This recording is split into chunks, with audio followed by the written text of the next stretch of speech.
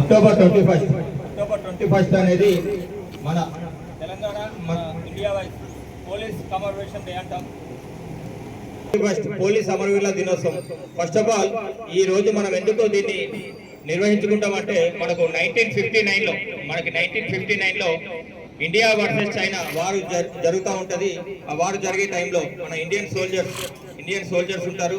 అప్పుడే మన China soldiers మన ఇండియాలోకి ఎంట్రీ అయ్యే టైంలో అక్కడ వాళ్ళ చైనా సోల్జర్స్ ఎక్కువ మంది ఉంటారు. ఇండియన్ సోల్జర్స్ పైన అటాక్ చేస్తారు.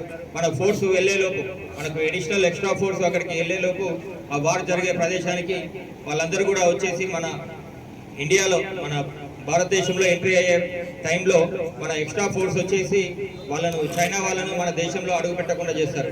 ఆ టైంలో జరిగిన ఆ యుద్ధంలో మన ఇండియన్ సోల్జర్స్ విరోచితంగా పోరాడి వాళ్ళు ఎవరు కూడా చైనా వాళ్ళు మన ఇండియా బార్డర్లో రాకుండా వాళ్ళను ఆపడం జరిగింది. అప్పుడు ఎవరైతే అమరవీరులు అయ్యారో అక్కడ చనిపోయిన సోల్జర్స్ ఎవరైతే ఉన్నారో వాళ్ళను స్మరించుకుంటూ ఆ రోజు అక్టోబర్ 21, 1959 అప్పటి నుండి ఎవ్రీ ఇయర్ అక్టోబర్ 21ని మన India wise all wings all డిపార్ట్మెంట్లో ఉన్న పోలీస్ కానీ మన సిఆర్పిఎఫ్ మన ఆర్మీ బిఎస్ఎఫ్ అన్ని ఫోర్స్లలో ఉన్న పోలీస్ వాళ్ళు ఎవరు అమరవీరులు అయినా కూడా వాళ్ళని స్మరించుకుంటూ ఎవ్రీ ఇయర్ మనం ఈ అక్టోబర్ 21ను సెలబ్రేట్ చేసుకోవడం జరుగుతుంది.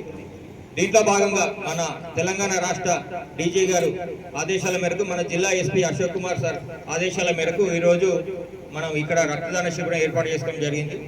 ఈ అక్టోబర్ 21 నుంచి అక్టోబర్ 28 వరకు ఈ 1 వీక్ కూడా ఏదో ఒక డైలీ యాక్టివిటీస్లో భాగంగా మనం ఈ పోలీస్ అమరవీరులను స్మరించుకుంటూ ఏదో ఒక యాక్టివిటీ గురించి సెలబ్రేట్ చేసుకోవడం జరుగుతుంది.